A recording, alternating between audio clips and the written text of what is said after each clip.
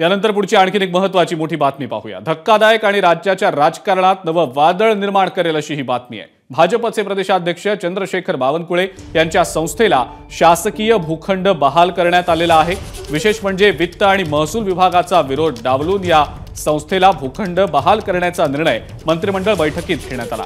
महालक्ष्मी जगदंबा संस्थान कोराडी या संस्थेला नवीन महाविद्यालय आणि नर्सिंग होम सुरू करण्यासाठी 5 हेक्टरचा हा भूखंड देण्यात आला।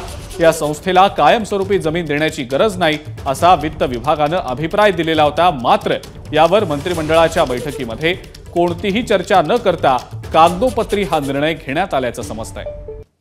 या सगळ्यावर आता भाजपचे प्रदेशाध्यक्ष चंद्रशेखर बावनकुळे यांनी नेमकं काय स्पष्टीकरण दिलंय आपण ते देखील पाहूया। श्री महालक्ष्मी जगदंबा संस्थान आहे, बावनकुळेचं प्रायव्हेट लिमिटेड ट्रस्ट नाही आहे, प्रायव्हेट लिमिटेड संस्थाही नाही आहे आणि प्रत्येक 2 वर्षांनी अध्यक्ष बदलत असतात।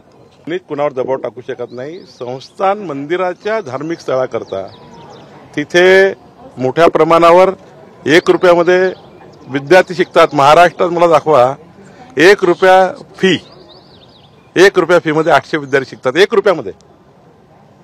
काहीतरी दबाव राजकारण, काही राजकारणाचा स्तर असला पाहिजे। ती कुणाची संस्थान असो, देवी महालक्ष्मीचं असो की कुठल्या धर्माचं असो, मला वाटतं देवस्थानामध्ये असं राजकारण करू नये। एबीपी माझा, उघडा डोळे बघा नीट।